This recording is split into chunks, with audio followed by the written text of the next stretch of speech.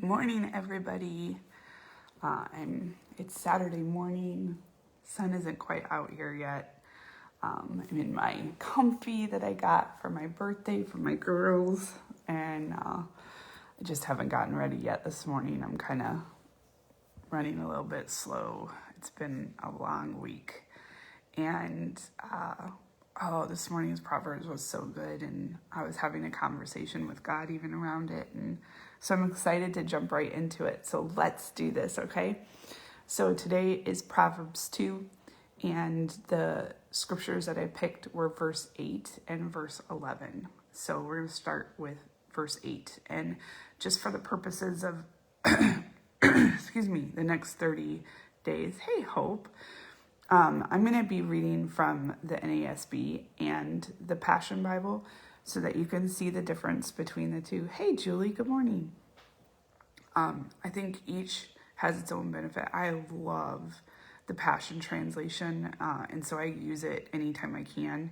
But I also think that there's, I like the NASB because it's the fullest, or it's the truest. I think it's one of the truest translations to what is in the scripture, the beginning scriptures, like the Greek and the Hebrew. Just my opinion. I know King James, people like King James, but I like NASB, so that's what I'm going to do. Okay, so verse 8 in the NASB says, guarding the paths of justice, and he watches over the way of his godly ones. And then verse 8 in the Passion is, he becomes your personal bodyguard as you follow his ways, protecting you and guarding you as you choose what is right. This is such a good one. And so I rewrote that for my life, and this is what I rewrote. When I make right, good, and healthy choices, when I follow the ways God has laid out in his word, the protection of the Lord is over me, and he puts his guardrails around my life that keep me where life is at its fullest and its funnest. This scripture is actually really important to me. I grew up in a pretty legalistic church and school. I loved the biblical foundation that the Christian school put inside me when I was a little girl, but it was very legalistic, and so if I had read this scripture when I was little, it would have looked like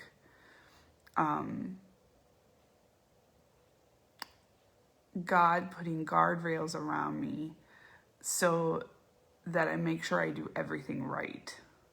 Okay? And it became about making sure that I didn't do anything wrong.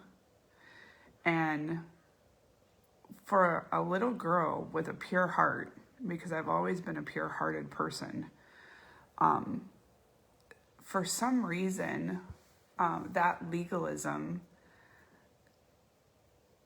made me start to think that that if I wanted God's favor and blessing on my life, I had to do everything right. That there are still people out there that believe like that, and it leads to a warping of this scripture. Now when I read it, I look at it and I'm like, you guys,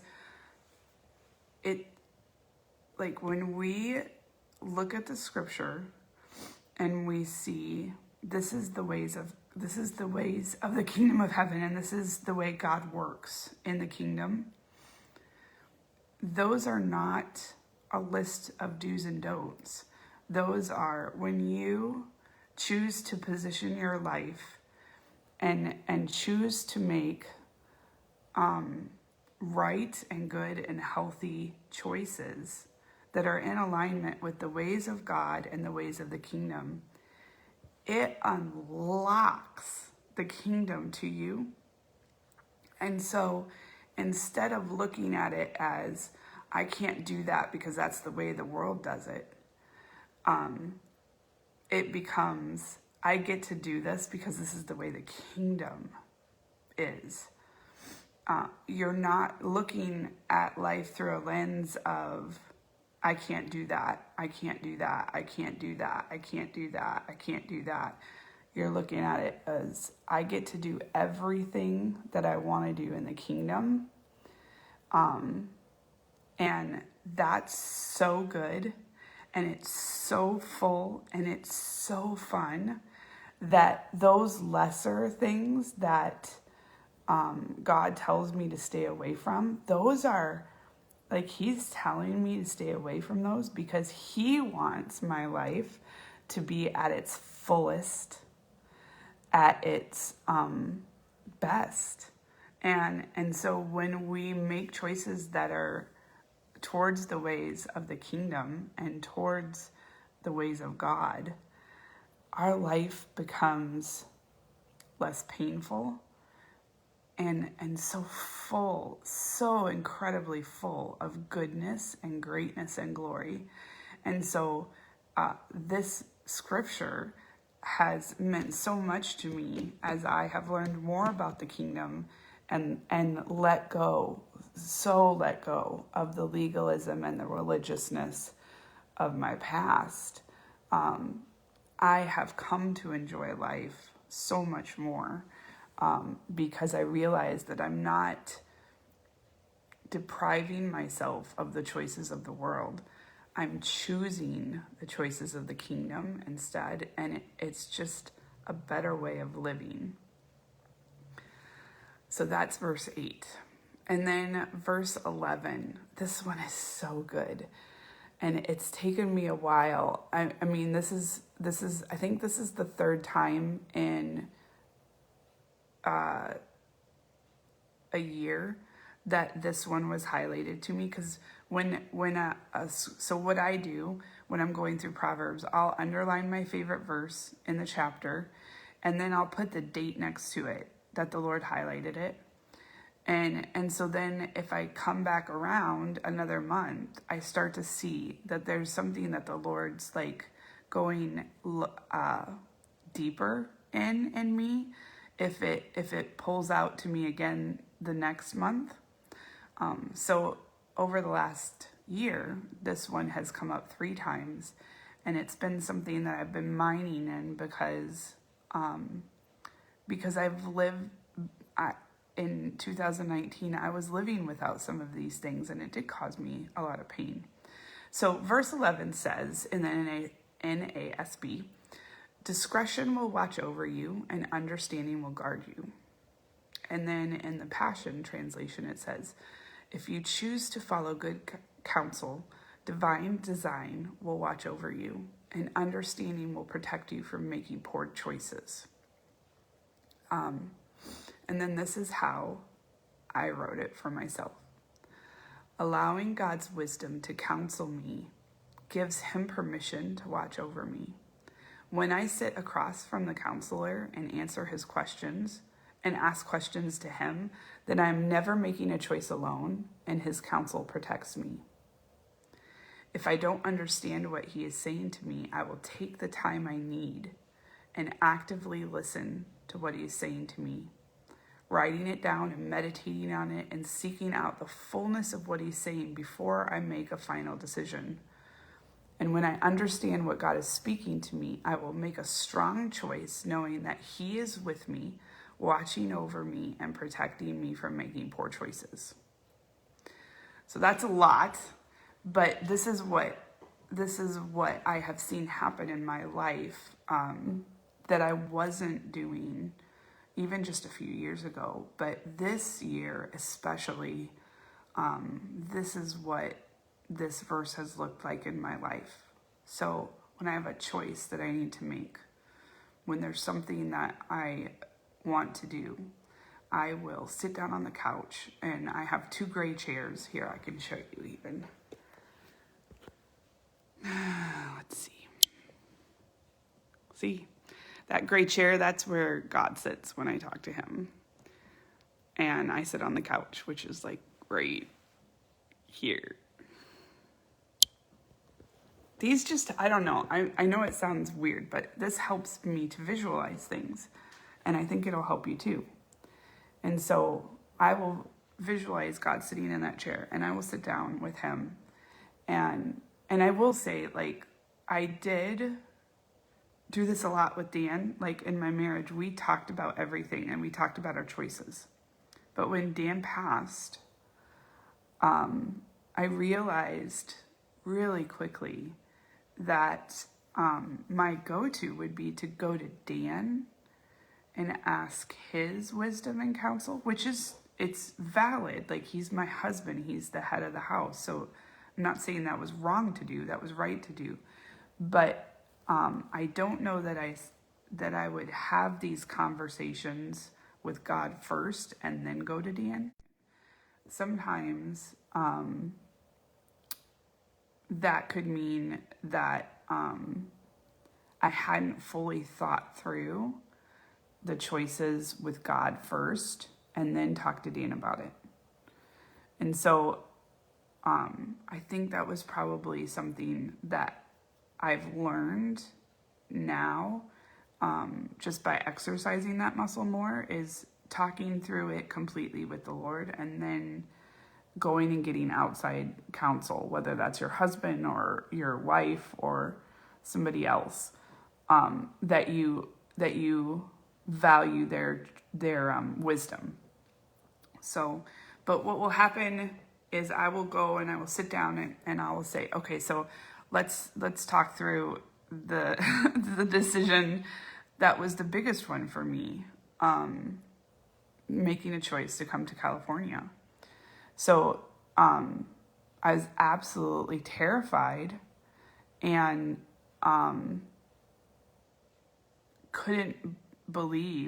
didn't want to believe that God really was saying, hey, I want you to be open to moving to California. It was really tough for me. I was really worried about what other people were going to think about me, or what other judgments and accusations were going to come from me doing this. And all of that fear and leaving my parents, and was that wise to leave my parents because they're not in the best health?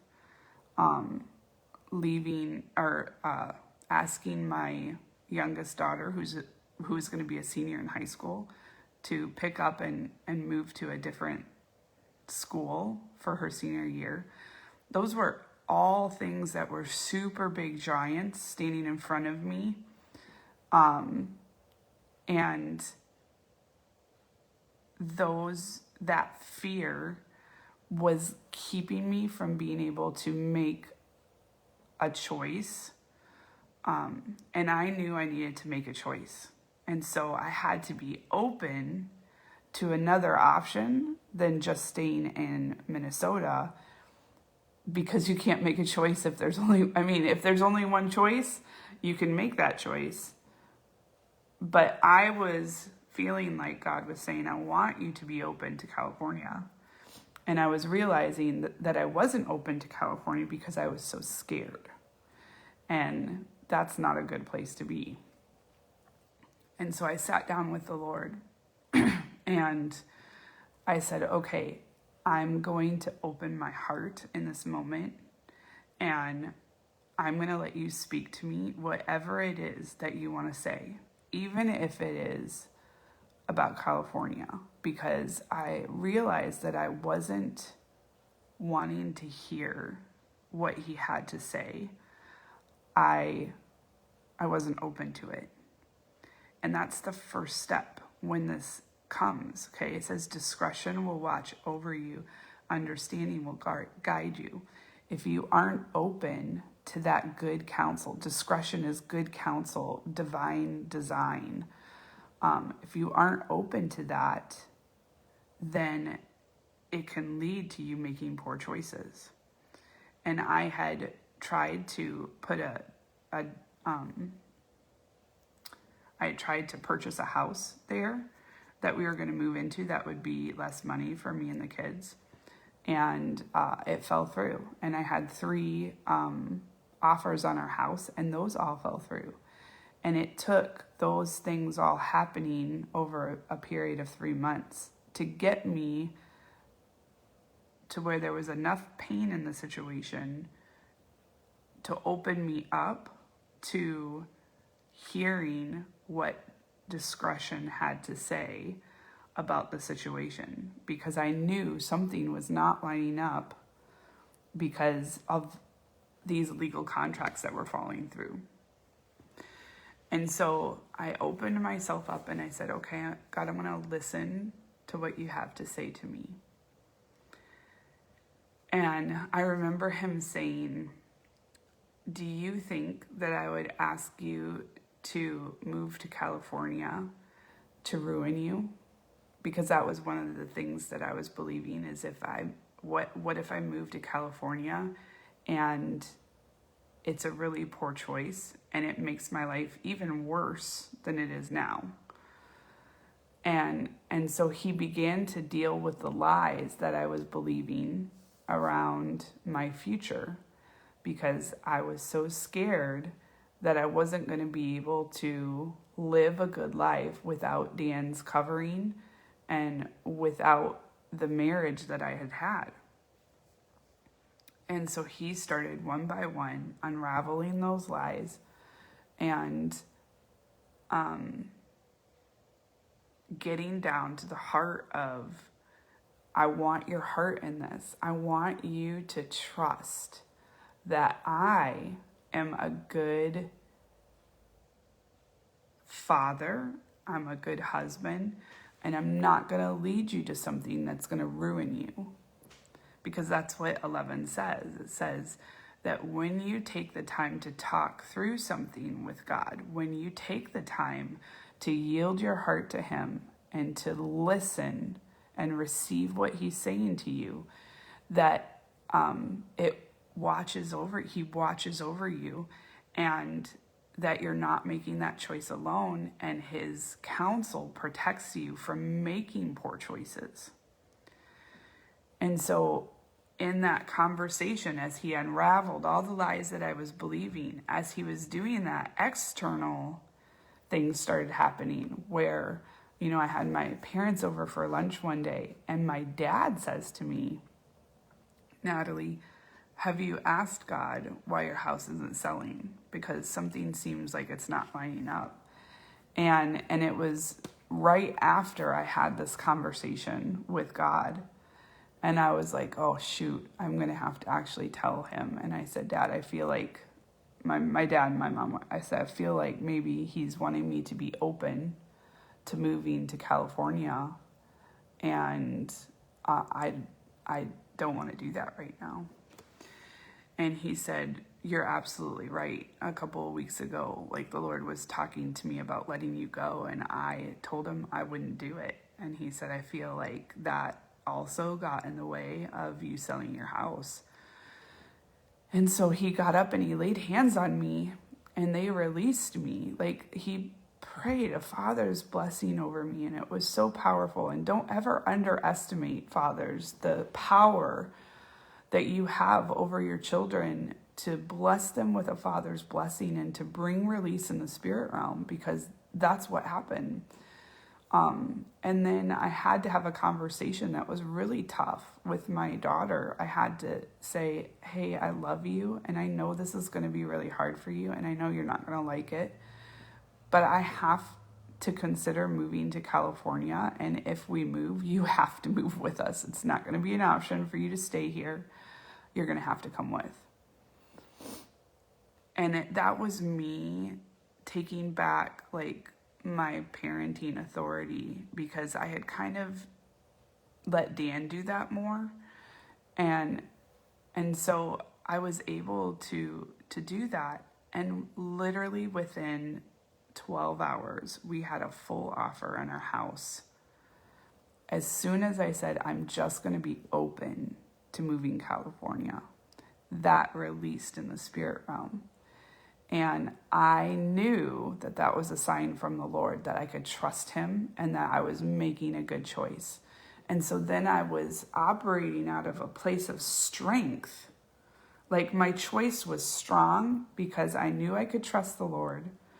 He had confirmed it with a father's blessings, signs and wonders of getting a full offer on a house that I hadn't even owned 9 months and should have lost money on.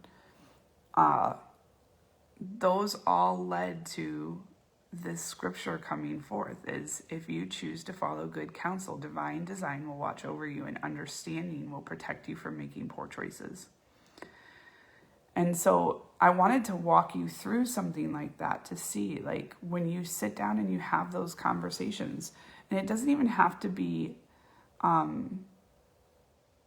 big choices. I use that because it's powerful. It's a powerful testimony. But I use it in my everyday life too, like with little things that I have. Like, we're going to get stimulus money, right? And I'm like, Lord, what am I supposed to do with that stimulus money? I'm not just going to automatically assume that that stimulus money is money that I can spend on just anything, or that I'm supposed to use it to pay off bills. But I'm going to have a conversation with divine guidance, with wisdom, and ask him, what are we supposed to do with this money? Is this seed money? Is this bread? Are we supposed to eat it? Or is this money that we're supposed to sow into something? Because I want to know his thoughts on this. I don't want to just act on my own. And so I'll sit down and I'll have a conversation with him, and I'll listen to the questions that he asks me. And then when he asks me a question, I'll if I don't understand it, I will seek understanding. I'll be like, I don't know what that means. Because oftentimes he'll give me scripture references, and so I'll go to those scripture reference and I'll be like, what does that have to do with money? And so then it's like this treasure hunt that you do, because you know God speaks a language, and that's one of the things I love about my relationship with him, is he sends me on these treasure hunts to uncover those deep things of the Lord, and he uses scripture to do it. And so I'll read a scripture and I'll be like, I don't know how that relates to money. And so then I'll ask him a question. I'll be like, God, what does this have to do with money? And then sometimes I have to like look up the original meaning of that verse and see what each word means and what's the full extent of the Greek and Hebrew of a specific word. And when I look up that specific word, one of the meanings, like yesterday, one of the meanings in obtain was to wax rich. Okay? All of a sudden, there's a monetary meaning to that scripture. And so I will use that to ask him more questions, and he'll answer them. And by the end of that time with my wonderful counselor, I have come to understand the way he thinks about that stimulus check and what he wants to do with it, or what he wants me to do with it. And it's not me looking for permission from God to do something. It's me interacting with the spirit of wisdom to use wisdom to know what to do with that money. So I hope this helps you guys. I know it's really personal, but I felt like when we talk about what it looks like to take the Proverbs and to really, truly apply it to our lives, in our everyday lives, that it's powerful and it makes a change. But like, take the time to do it, and take the time to let it really change the way that you do life, because then it's like verse 8, you get to live your best life. It is a full life, not because you become rich. That's like a side effect. But it's because your life gets less painful from making poor choices, because you're weighing the choices that you're making instead of just randomly making a choice because you feel like that's what you're supposed to do. It's taking the time to actually think about and weigh in with God about the choices that you're making. And it's really, really helpful. And this is the process of somebody going from a foolish person, somebody going from a naive person to a person who's becoming wise. And I don't know about you guys, but that's what I want to be. Like, I want my life to be full and free and fun. And I know that by slowing down my choice-making process and including wisdom in it, it leads to a life like that. So, all right, I will see you guys tomorrow morning. Have a great Saturday.